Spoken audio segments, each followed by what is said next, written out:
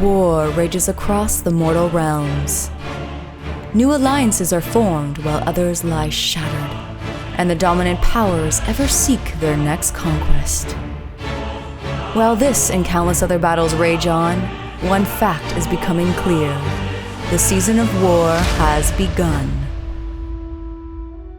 This video is brought to you by the support of our channel members and the FLGS Partners, Warfire Minis, and X-Planet. We want to say a big thank you to Games Workshop for providing early access. It allows us to showcase new battle tomes and get new units on the tabletop for you to enjoy. Now let's get on to the battle. Hello and welcome to Season of War! Today we are excited to bring you another game of Age of Sigmar. Super excited for this one for a number of reasons, but first and foremost we're getting a bunch of the new Cities of Sigmar models that are just released out on the table. Yeah! And one of my favorite Sylvaneth ones. Yeah, and a cheeky ally. Yes, but lots to be excited about, lots to get into. It's not 100% finished painting, but just too excited to get it on the table and want to give you guys an early look as well. But Ridge, the mission we're playing today is Fountains of Frost. So 6 objectives on the table. It's hold 1, hold 2, hold more scoring. You'll notice from our deployment, we have a lot of units like kind of just skirting the objectives. In between the objectives. Exactly, because at the end of each turn, in the battle shock phase, if there's 3 or more units on an objective, they can potentially take D3 mortal wounds each. So that's scary. So we want to try to avoid that as much as possible, not take unnecessary damage, so that impacts our deployment. But that's it for the mission. Rage, do you want to take us through your list? I'm playing Seraphon again. Let's go. Playing a Coalesce list that I've kind of wanted to play for a while because I've got my awesome Saurian Prime finished up. So I'm sure you saw him in the intro, but super jacked to be using him. So yeah, it's Quatus Claws list. I have the Slan. He's the general. He's gonna have the one where he knows Rupture. Shaman of the Chilled Lands. Shaman of the Chilled Lands. And then he has XD Grubs for his artifact, so once per hero phase I can reroll a Casting a Bind Dispel, and then he heals 1 wound in the start of hero phase. And then I have him and the Star Priest are in Andorian Acolytes, and then the rest of my army is in a 1-drop, which is the Saurian Prime. And then I have 2 units of 20 Saurus Warriors, a unit of 5 Saurus Guard, 5 Raptidons, and a Basilodon. Nice. And then I have Suffocating Gravetide as well for Endless Spell. Sweet. So pretty cool list, 1970, 3-drop. So yeah, I'm excited to play. Seraphon's fun and excited to play Coalesced more. Yeah, makes sense. And then I came in just over you in drops. I was at 4 because I had a Command Entourage and a Battle Regiment. To take you through my list, I have a ton of heroes, obviously wanting to show off a lot of the new stuff. We got first and foremost Talia, so one of the main namesakes of City of Sigmar, and then possibly more infamous in the competitive scene is Pontifex Zenestra. So Talia's great, does a little bit of everything, but Pontifex Zenestra has some really good prayers, is a really good priest, and I'm excited. Hopefully we can see some of the value that she brings to the army. Hitting in this wizards. Game. And then I have the normal inclusion of the Warforger and a Free Guild Marshal, and then I have a Free Guild Cavalier Marshal, so the mounted hero as well, who is my general. He's got the command trait Divine Champion to give him a really good prayer which helps my combat and damage output, giving me +1 to wounded and aura. And I also took an extra artifact because of the command entourage to make him +1 to hit or +1 rend and damage. Nice. So he's a little hittier. And for heroes, I then have 1 extra hero slotted in here, just a little guy. But Bel Thanos has joined the fight. Shout outs to our buddy Jake, who's been on the channel a bunch lately actually as well. Who pointed out a nice little combination with Zenestra. The prayers are so critical and they're on a 3-up, but Bel Thanos can change the ruling on terrain, making it, being able to give it, mystical, so that she can gain +1 to her chanting rolls. So very beneficial. But for the rest of the army, I have 2 units of 10 Steel Helms. I also have 2 units of 5 Free Guild Cavaliers for some punch, and then a unit of the Wilder Corpse Hunters, who not really just showcase their great hiding from shooting in this game because you don't have any shooting. But they're doggos. Everyone loves the doggos. Got the pups out. I don't even want to kill them because if you do, you will get in trouble. Chat will be extremely angry. Maverick will bark. And then I just have 1 last unit, which is the Ironwell Great Cannon. So giving me a little bit of shooting in here. I could have done some like we have 10 of the new Fusiliers, but we've had them on proxy a couple times now, so we know what they do. Yeah. Excited to see what some of this other stuff does, so kind of see, yeah, just how the game goes. Cool. But Ridge, you outdropped me as we said. I did, and there are reasons to take first here. I am running the Prime, so I could, pop him down and hit a bunch of stuff, but it's just, being on the bottom of the turn is the strongest thing, so we're gonna have the classic giving you first here, my friend. All right, sounds good. So we will jump into Cities of Sigmar, turn 1. Sounds good.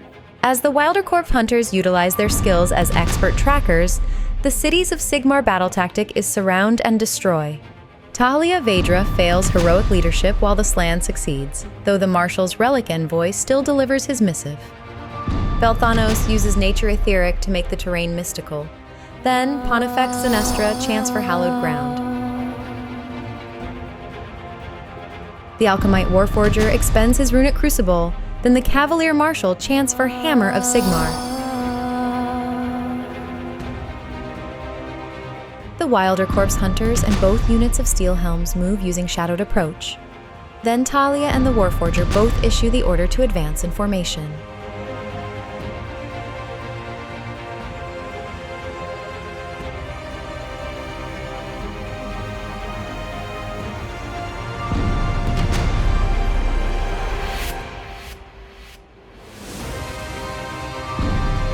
Don't forget, you can get 4 extra battle reports every month by supporting us through our YouTube membership. Hit the join button below the video to learn more.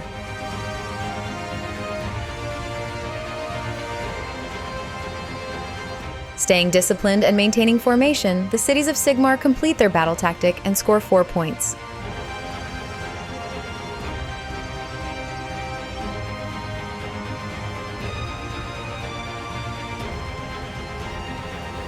Cities of Sigmar, turn 1. Not a lot to do, obviously not a heavy shooting army or anything, so more just ensured I got my battle tactic, tried to position smartly so that I'm not taking mortal wounds at the end of the turn. Yeah. So we did that. Notable things, as we alluded to at the beginning of the game, Belthanos turned terrain mystical, so that Sinestra had a more reliable prayer. Yeah. Got the prayer off, didn't she rolled well anyways. But it's just an added bonus, right? 16% more likely to go off. Yeah, 2 up is a lot better than a 3 up. Yes, yep. So that all went well, did some positioning, used the Misthaven end of hero phase moves. Yeah. Hoping to get the Wilder Corpse hunters further to not have to use the CP to auto run them. Yeah. And then I should have, actually, it still would have been a move, but I ended up, regardless, having to move the Great Cannon. To get your... Which meant I couldn't... You're limited in profiles. You only get 1 profile option when you move. Yeah. Because you're not fortified. And the one that he can do is only 12 inches. So when you move the Great Cannon, it's not shooting very far.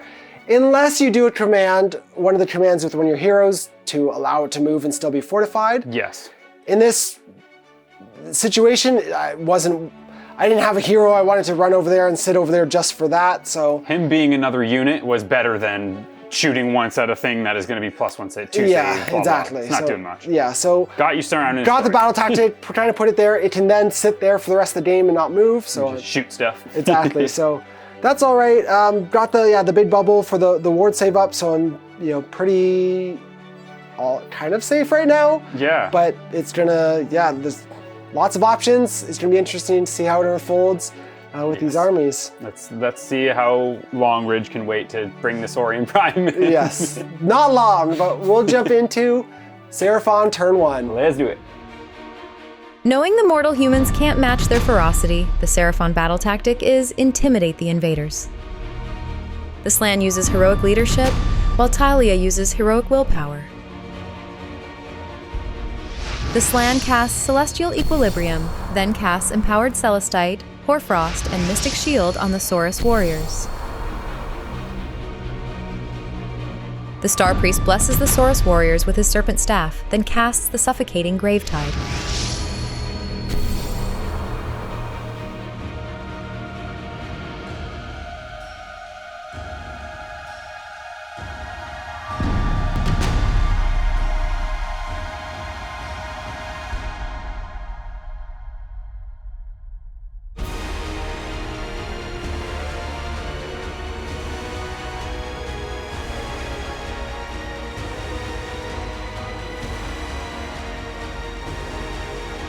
One fountain of frost erupts, dealing 6 mortal wounds to the various Seraphon units.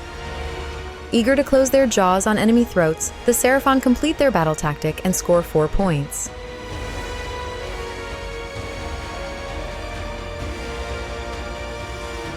Alrighty, so back from Seraphon turn 1.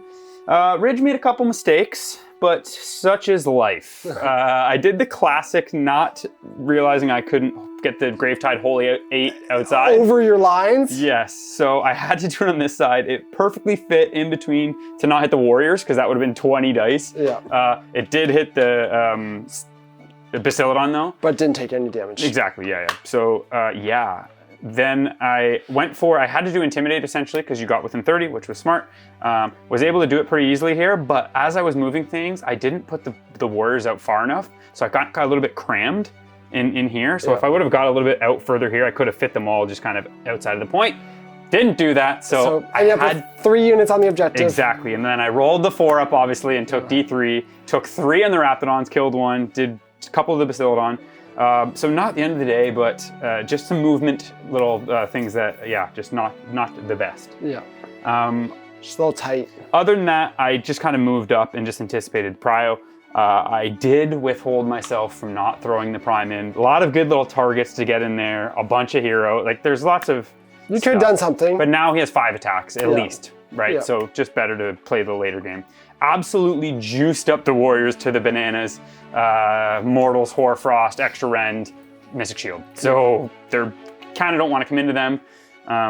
But, you know, they can still, it's not like they're... They are, all buffed up right now. Yes. Prio, god damn it. Party at the all points, baby. Big die. Ridge rolls the 6 to my 2.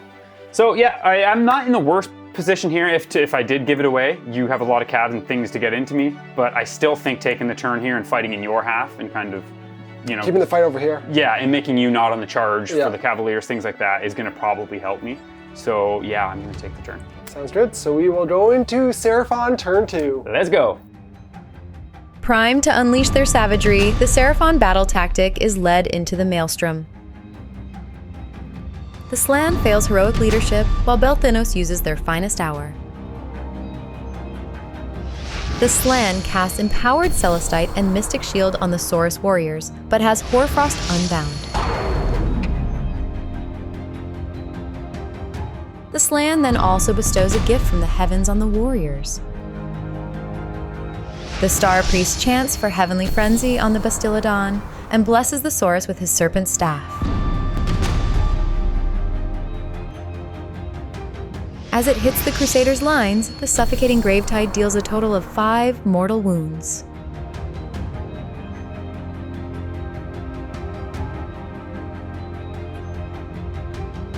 Bravely standing their ground against the Lizardmen, the Steel Helms redeploy and move 5 inches.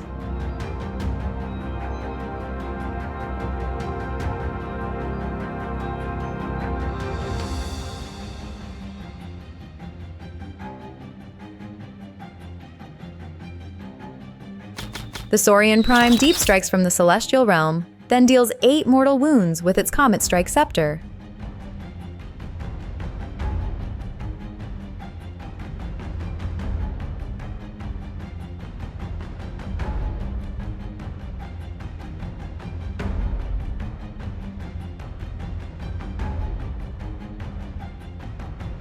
The Bastiladon makes a bludgeoning sweep with its tail and takes out 4 Steel Helms. Then Talia roars the warriors.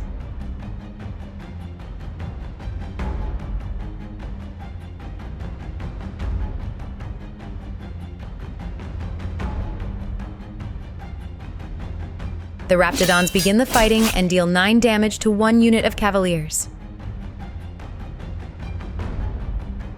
Talia fights next, but only deals 7 damage through the scaly skin of the Saurus warriors.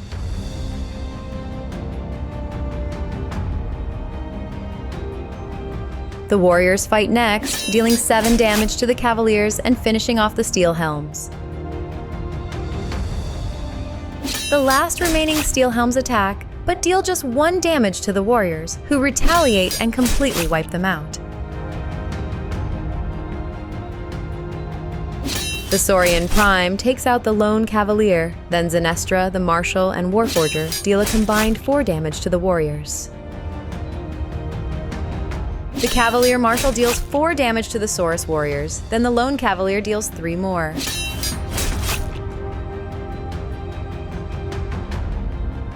Another fountain explodes and deals 4 mortal wounds to the Seraphon units, then the Cavalier and Saurus warriors both use Inspiring Presence. Dealing a devastating blow to the lowly human forces, the Seraphon complete their battle tactic and score 5 points.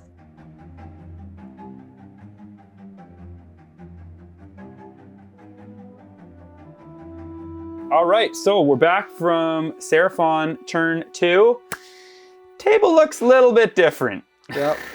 Made some good charges. Yeah, as we were looking at it, as you saw from the top down, just rank and file. Just pushed everything forward. Massive army. Complete Chad move. Yeah, absolute Chad move. Everything at you. Put fly. I made the one big unit that I buffed up fly from the Sland command ability, and rolled the big boxcars. Yeah. So got them really deep on a point, +1 save. They just, I pretty much just wanted to kill both Cavalier units and then to leave you with your heroes, which has successfully been done. Yep. The Saurian Prime, I did a slew of damage in here, which was nice. And then, yeah, everything else I'm just kind of pushing into your territory. So you're going to have stuff be able to, come and threaten mine, but then I'm just kind of in your zone. Yeah. So, yeah, really, really good turn. Made some big charges, which is kind of big, but they're 5s, 6s, 7s, all I needed, and they're +1 on their war scroll. Yep. So, yeah. Big one, like the Prime, there was a little pocket for him here, which I'm kicking myself for, again, with moving out here. Yeah. Otherwise, He'd have to come in back here. and he hits Steel Helms, and that's completely fine. Yeah, because you made a nice redeploy there. Now, yeah. maybe like you still killed, because the Raptidons made a 12-inch charge also. Yes. You killed 4 Cavaliers, but think, that gap was very tight for him. If he's not in. And if you don't make that 12-inch charge, and there's a lot of ifs. Yes. Fly on the Warriors obviously was huge to unlock that as well, be able to jump my screen. Yes. But those things combined completely just took out my counterpunch, which otherwise would have been primed to deal a blow back. Yes, with the Cavaliers on the charge, absolutely. Especially the +1 to wound buff. Like we even saw it was decent here with Talia, but -1 damage, great from getting hit with her. Yeah. Still just so strong, but She would have been 16 damage or something, 15, 16, reduced it. The Raptidons, man, playing a bunch of Fangs before this and team tournament, whatever, when I played a bunch of Starborn, I know the Raptidons are just crazy damage. Yeah. Not even with the 6 to wound buff, they took out 4. Yep. So they just do so much. But just the charges. So I technically made 3 12-inch charges because his counts as a 12, and I rolled both of them. So that, if I didn't make those, again, this looks really bad, but it's one of those scenarios where I made a bunch of huge charges, would have been a lot less, but still would have been a good turn for in your zone. As Seraphon has good magic. I didn't actually unbound for Hoarfrost, which helped a little. Yeah. But the run and charge on a Seraphon unit, which is massive. Yeah. I love that, because that's one that you can kind of do. I did on the Bastiladon, didn't really need it, but the keyword just Seraphon, not Saurus. So that's awesome synergy. Thank you, GW, for keeping some synergy with because then you can bring in say Ripperdactyls, auto 6 them, and then get run and charge. It's so nice. Yep. So tough spot here. You take out basically everything but my heroes. Yes. It did explode again, the fountain. This one did. Or this one did. Yep. And it killed a Raptidon and a couple warriors. Yep. 1 mortal to the Prime. And 1 more to the Prime. But yeah, you're gonna have your hero. Belthanos is gonna get to do some lots stuff. cut out, lots of work ahead for the cities of Sigmar, but we will just go into cities turn 2. Let's do it. Pinned down on all fronts, the cities of Sigmar battle tactic is mount the charge. Talia uses heroic leadership, as does the Slan. Then Talia rallies 2 Cavaliers back to the fight. The Warforger has both blazing weapons and Mystic Shield unbound. Zenestra chants for Hallowed Ground and Cast Out Evil, which deals just 1 mortal wound. The Cavalier Marshal then fails his chant for Hammer of Sigmar.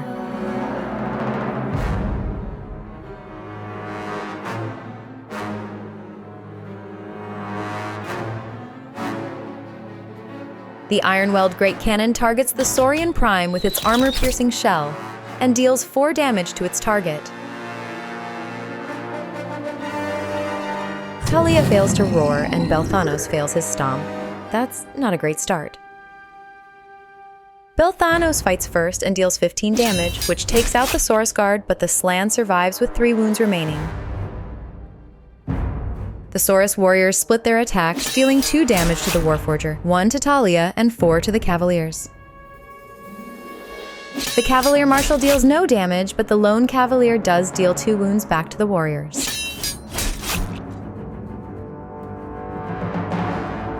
Zenestra deals 2 wounds to the warriors, and the Warforger deals 1 more. Last to fight, Talia only manages to deal 5 damage to the Saurus, who then use Inspiring Presence, as do the Cavaliers. Fighting on in desperation, the cities of Sigmar complete their battle tactic and score 4 points.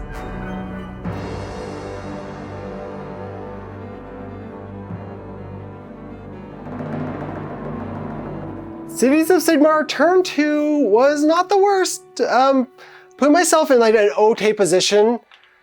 I went really, obviously, I was behind. Played into the double, really kind of took some risks that I didn't necessarily need to. Big ones were not doing the +1 to save with my Warforger and instead going for the mortals. Blazing weapons. I had the primal dice, so I rolled on 4 dice. I rolled 17. You, though, because the battalion had an extra dice, you beat it. But that probably would have meant the Saurus warriors were gone. Yeah, this with the turn, mortals, which would have been amazing. Yeah, you're playing for something that can swing it, right? You're kind of from behind. You want to try to do something. Play a little riskier. Play safe, then you're just gonna, lag behind. Exactly. Yeah. Talia, she's an interesting character that I feel like you kind of got to build around her or keep her in mind. Yeah. Have her fit into a certain type of build. Here, though, showcasing rallying a unit back while it's in combat and rallying them on 4s. Saw me bring 2 Cavaliers back. Yep. By the time they got to attack, I was back down to 1, but it meant they were still alive. Yes. And then otherwise, a couple other risks. I went for the shots with the Great Cannon on the Prime. Didn't expect to kill him, but just like, it's high rend, gets through a save, puts it all on his ward. Yeah. Was rewarded with dealing 5 damage to him. 5 damage, yeah. Or 4 damage to him, so he's on 5 wounds now. Because I made one of the 4s, yeah. So content with that, puts him in a spot where he's killable. Again, like, I think just if I got the Warforger spell off, I would actually be in a, not good, but in probably an even position going into this priority. Yeah. Down on the scoreboard a little bit. You could because I'll only get 4 points here. Yes. So you moved over here. I was thinking you were going to take this point. That well, we both kind of were, and then you rolled the double 6. So lots of double 6 charges tonight. Yeah. And did what? You did 6 plus 9, 15 damage to the. I passed off 9, slam, which killed all of them, and then 6 onto the slan. So better than you taking this point and then only killing the guard. I would have a full slan. So ended up kind of working out you being in the middle there now. With like you made 1 6-up save. Yes. And I failed my stomp. Yeah. So not out of the realm of possibility. Either of those things could have been enough to take out the slan. Finish the slan. Yeah. Yeah, but. We'll have another chance depending on priority, so fingers crossed. I'm going to roll a non-party at the all points because I'm rooting for you, buddy. All right, well, we'll see. You got a generic. Oh, no, that's a nice Team Canada. Team Canada. You got a 6, though. Season of War. There you go. All right, we're taking it. We're going to jump into Cities of Sigmar, turn 3. Sounds good. Taking big risks as they hope to regain their footing, the Cities of Sigmar battle tactic is intimidate the invaders. Talia fails heroic leadership while the Saurian Prime fails heroic recovery, and the Relic Envoy delivers a missive. The Cavaliers rally and return 2 models, while the Raptidons fail to return any. The Cavalier Marshal chants for Hammer of Sigmar, while Zenestra chants for Hallowed Ground and Cast Out Evil, which deals just 1 mortal wound to the slan. Lastly, the Alchemite Warforger expends his Runic Crucible.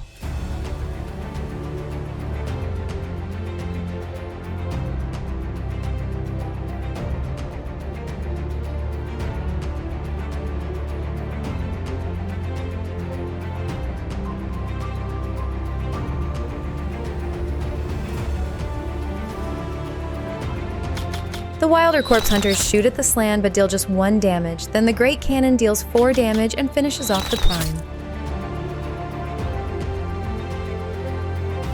Belthanos fails his stomp, while Talia roars at the Saurus warriors.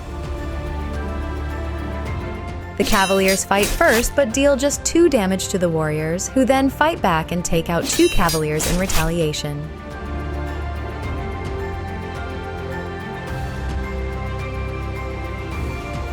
Belthanos splits his attacks and manages to take out both the Slann and the Star Priest. The Cavalier Marshal deals 5 damage to the Saurus warriors, while the other small heroes account for 1 more. Lastly, Talia deals 8 damage to finish off the last few Saurus.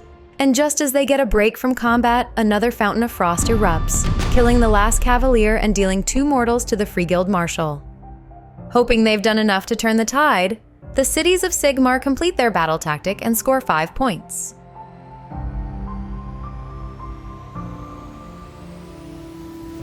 Just as planned, Cities of Sigmar are back in it and taking a bit of a lead. Maybe not on the scoreboard. I mean, we're ahead because we took the first turn this round, but we took out the Seraphon heroes, all of them. The cannon! Yeah, there's obviously Belthanos, winning priority was first up, but Belthanos split his attacks, was able to take down both those heroes. Yeah, perfectly. Yeah, did the job he needed to, and then the Great Cannon, again, I'm like, let's go into the Prime, the Rend 4, put it all in your mortals. Yeah. Big thing was, it hits on 4s, got 2 shots, so you're like, okay, you're gonna get one of those. Got both of the 4-ups though. And I rolled double 6 on my heroic recovery, so I couldn't heal him as well, which was like, ugh. Yeah, so it all's coming up cities right now, except the way combat was going, I still had Talia to fight with and a bunch of my little heroes.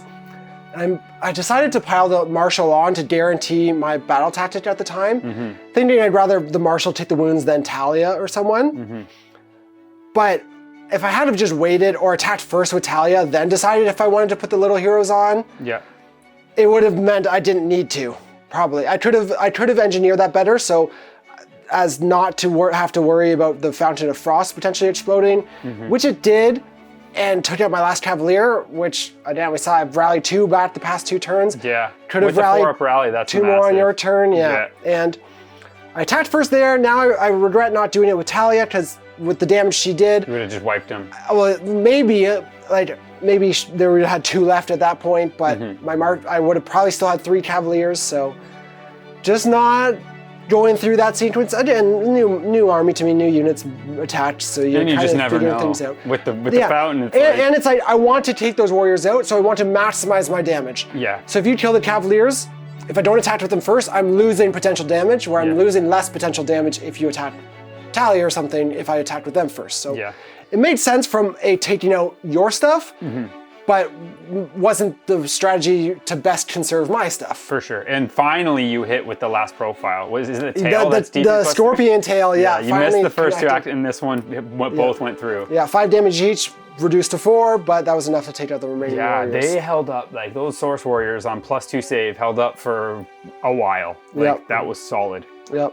So there's gonna be some interesting plays here now. We're gonna see what you want to do. I think you have an idea. I'm gonna be going into there. Yeah, well, I guess, we can just jump into it, going into Seraphon, turn 3. Let's go. Ready to fight by fang and claw till the very end, the Seraphon battle tactic is magical dominance. Then the Cavalier Marshal uses their finest hour.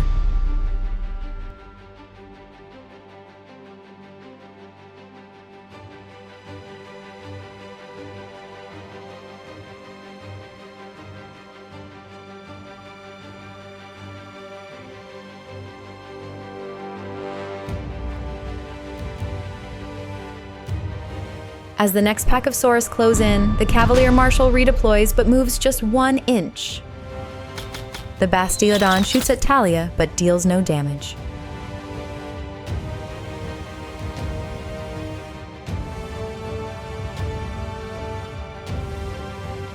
After charging in, the Bastiodon fails to roar Talia, though her paralyzing venom also misses.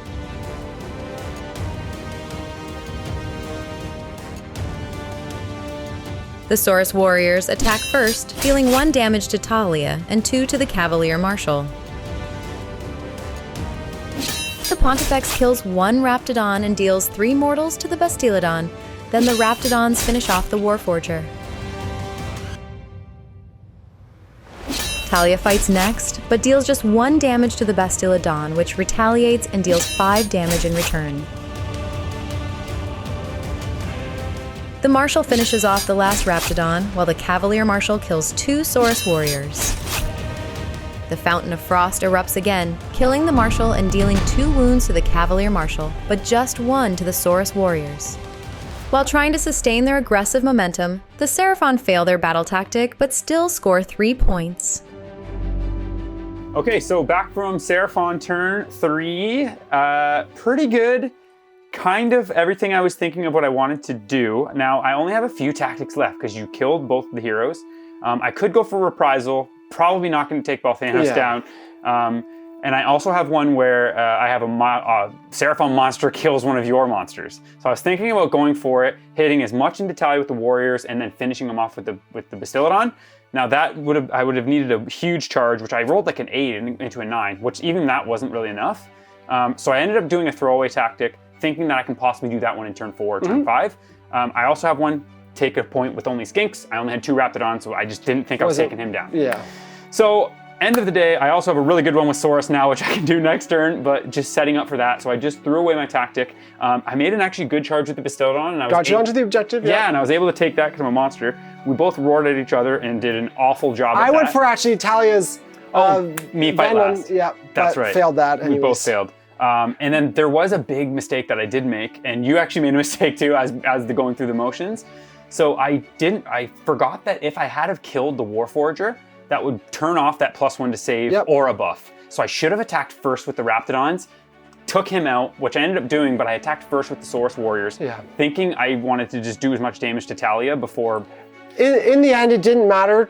It could have impacted my save. Yes. Based on what I rolled, it wouldn't have had any impact. You rolled really well for 3-ups. Yes. So you were on a 2-up save, but you would have been on a 3-up. Would have saved it all anyways. Yeah. Between that and the ward. And you made the 2 5-up wards. We just rolled it quickly. But still, that's just a mistake that in my... Could have sequenced it differently to get rid of... Take down the buff so it's easier to kill other stuff. Exactly. And I should have done that properly. Yeah. I didn't. So... And then good note with Zenestra. I've been doing after she attacks, she does 2-up D3 mortals to everything within 3. Yeah. Forgot she does that also at the start of combat, which wasn't relevant the first turn, but she's been tagged in combat for like 2 or 3 turns in a row now. Those warriors would have went down. So it's 2d3 per combat, which is pretty wild. If she's tagged to the start. Yes, which she was with here, yes. Oh, that's right. Now earlier with the Saurus warriors. But here, you could have killed the Raptidon. So as it was going through, we decided to just... Little things, but So I'm going to get more here with the throwaway tactic, just hoping to win prio here and then having a tactic. But yeah, the general, I guess we'll talk about it after, but there's that +1 to wound prayer, and then just that general staying alive has been huge. Let's go. So I'm going back to the party at the all points. It's a 6. Come on. Sticking with it. We're going to jump into it and go into Cities of Sigmar. Turn 4. Sensing an opportunity to secure victory, the Cities of Sigmar battle tactic is bait and trap. Then Balthanos fails heroic leadership. Zenestra chants for hallowed ground and the Great Wheel turns, while the Cavalier Marshal fails his chant for Hammer of Sigmar. At the start of the movement phase, Talia issues the order to advance in formation.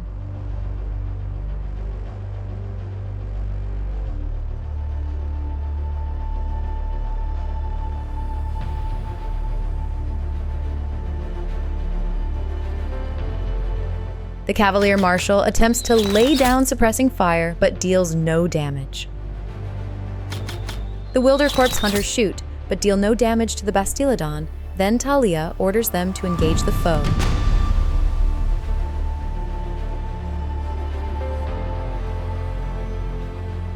Balthanos uses Titanic Duel. Then the Bastiladon's bludgeoning sweep deals 2 mortals to the Wildercorpse hunters. The Wildercorpse hunters use all-out attack and start the fighting, but deal just 1 damage to the Bastiladon.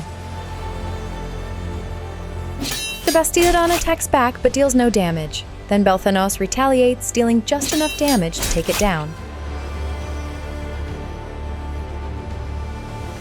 The Saurus warriors fight next and take down the Cavalier Marshal. Then the Wildercore hunters use Inspiring Presence. Almost completely securing the battlefield, the cities of Sigmar complete their battle tactic and score 5 points.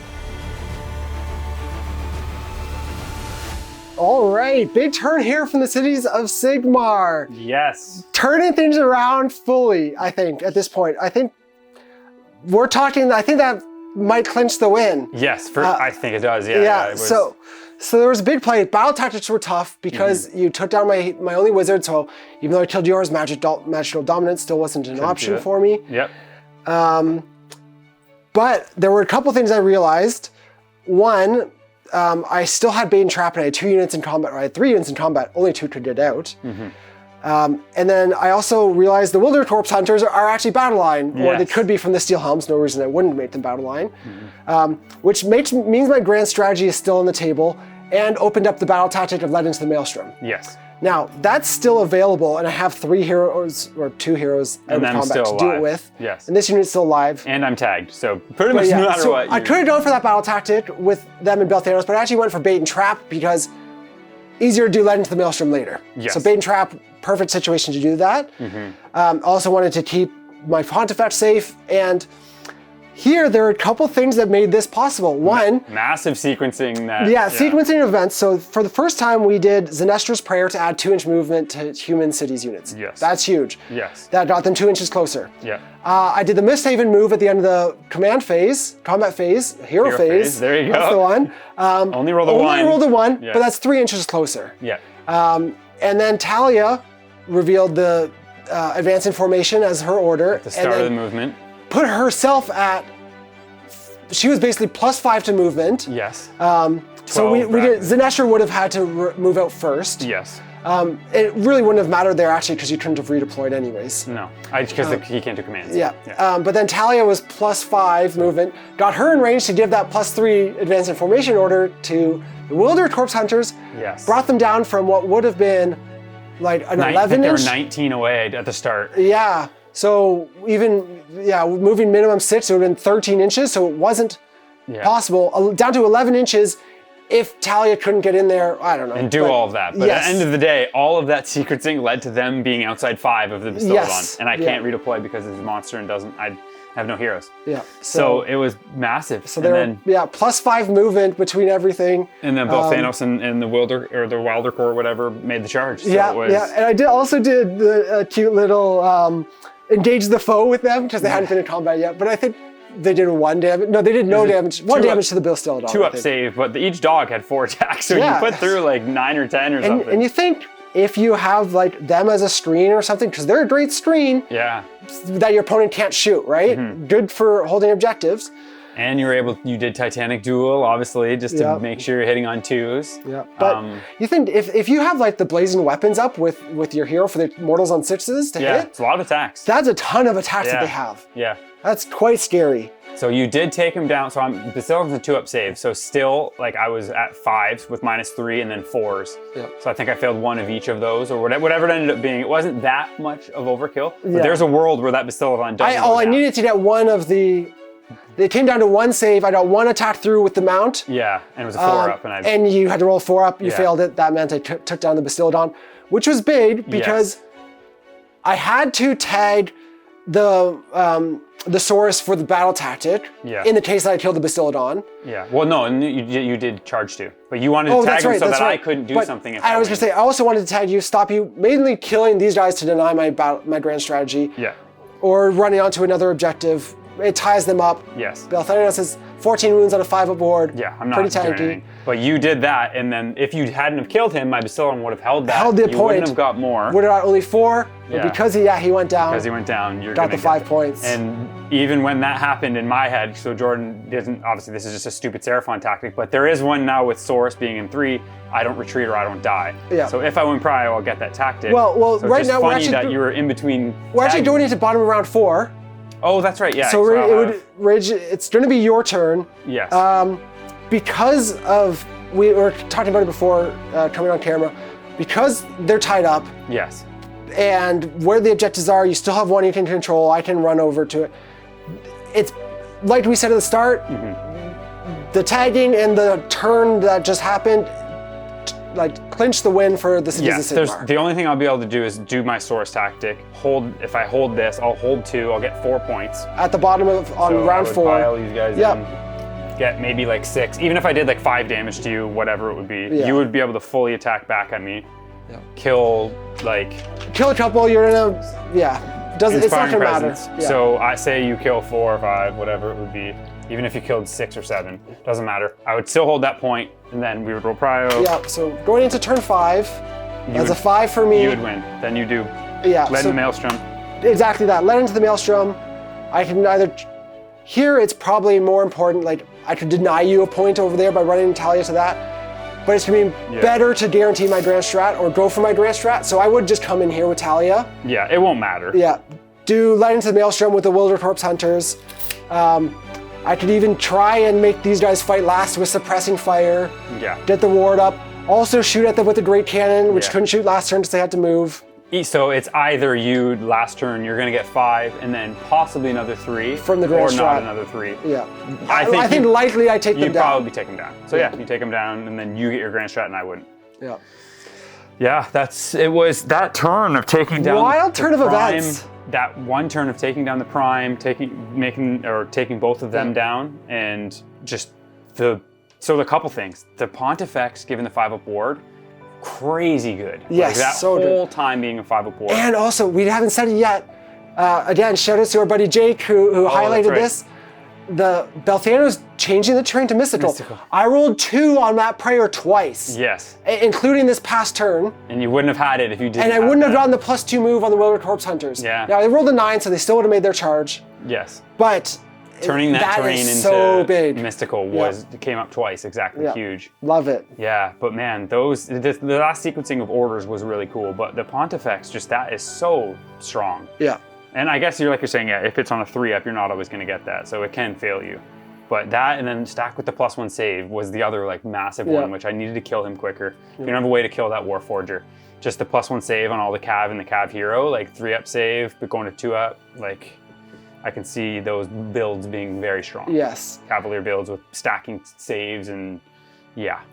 Yeah, this was honestly, I enjoyed the games previously with Cities of Sigmar, and while this one isn't a super tuned one. Yeah, not all the Fusiliers and doesn't have all the Fusiliers, but man, is it Cities of Sigmar is fun. It's a fun army to play. Oh, for sure.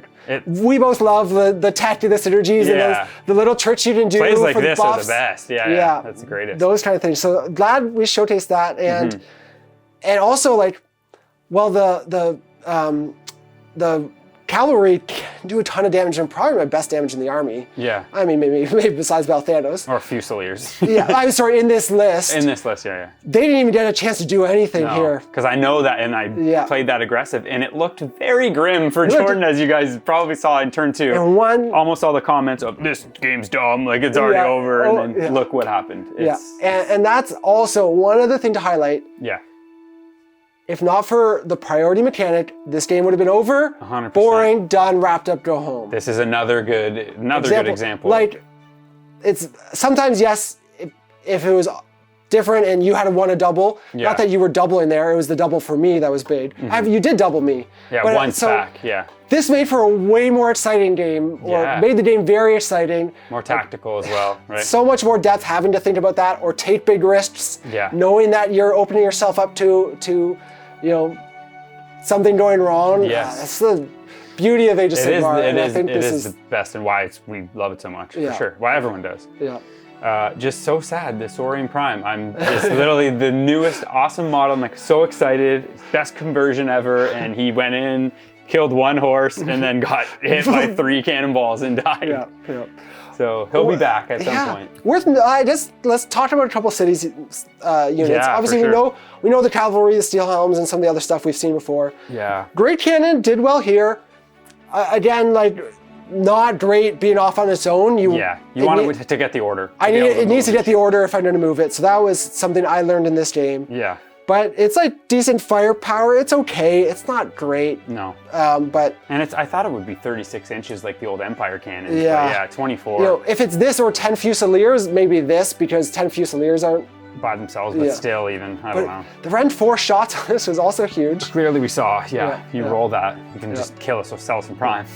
Yeah, we saw, I think, Pontifex Sinestra. Stupid good, yeah. Obvious, the great value, especially in a situation where you should always be playing with terrain rules. Yeah, but when you can get mystical. When you can guarantee it with Belthanos, that's huge. Really cool trick. Yeah. And the Talia was actually pretty sweet too. Like could do quite a bit of damage. Hero was -1 damage, so you didn't see hurt her. Yeah, the warriors and being +2 or 3 save, like they're meant to be tanky, but she's competent damage, only like 340 points, I think. Yeah, and the rallying in combat. That's big. So mechanic that, you could see her like in an army that synergizes, or like you're really building into with like the command cores, a couple of command cores, and you're bringing a bunch of models back and then rallying back.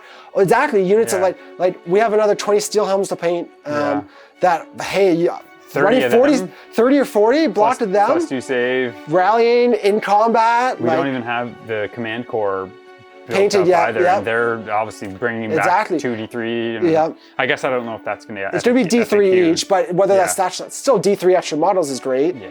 Even think like I could have rallied the Wilderness Hunters here on a 4-up, right? Like, there's a lot of stuff to this, and cities, they feel like it's been out for a while because we've seen the models for so long. And the book has been out. They're not even allowed. So like Du Bois, like the tournament's coming up, they're still not allowed. They're not legal yet. Very soon. No FAQ yet, and there's some potential. Obviously, stacking multiple command cores could get a little wonky. And we will start to see the cool synergies, and they're going to be all over the place. And it's a sweet army and an awesome refresh. For sure. Models. And Talia, again, although she's not one people are super high on right now, I think she's maybe not, cutting edge, but she was cool. She has value. The 4-up save, when you have the 5-up ward, makes her immediately much better, right? But I think she's done it. You'd probably play her as a counterattack, center your army piece, going to be keeping stuff alive. Yeah. I mean, literally, like how much points would you pay to give all your army rally on 4-ups in combat? I know, that ability. You can't alone. put a price on that. Yeah. And then it's like, okay, she's also a monster with a situational monstrous action, but can come in with roar, has decent damage, takes all the buffs that all the other cities of Sigmar stuff gets. Mobile, fast. Gets to do 2 orders herself. Yeah, she's a good utility piece for sure. Yeah, so I think there's some value there for sure. Had a lot of fun. That was, For me, it was, I love playing Coalesce. Like, that's kind of what I find more fun to play than just all the 2 D3 mortals here with Croak. But, I don't know. The Warriors are really good, stacking all their saves. You saw here, they actually got in and, like, nice, like, pseudo pin / just tag your whole army. So that was awesome. The Prime I really like in the list to kind of come in and do his thing. It's just unfortunate that he went down to that. I think he would have been a lot better had I won Prio or he didn't die from those cannon shots. He could have done a bunch more. And then other than that, Raptidons are always amazing. I love the Snake Bastiladons. There's so many good units. And -1 damage into certain matchups. I feel like this one was actually probably one that would have been, well, it was pretty good against most stuff. But just -1 damage is still so strong. Yeah, for sure. And maybe not the 6 objective missions, because they're still pretty slow. Like I don't have any, maybe 5 You were being quick to get off the board, but then it was tough to kind of reposition after that. Come back here. You go get into the combat you're going to get into, and you're going to end up kind of around that same spot. Yeah, whereas with Starborn or those, you build the castle, and I can summon on here, I can teleport onto that point. Like, definitely the mobility issues were huge. Yep. But still, super fun. Oh yeah, no, it was a good one here. Came down to the last couple turns, so can't complain about that. And, finally, a debut for an army that doesn't hugely go against them, which it looked like originally. It looked very bad at the start, but turned around. But guys, that's gonna be it for today. If you enjoy our content, don't forget to check out our channel membership on YouTube. You get extra content every week, an extra battle report for AOS, and a bunch more stuff. And it's honestly the best way to support the channel. The only reason we're able to do what we're doing. So thank you so much. But either way, we'll see you guys soon in another battle report. Have a good week, everyone.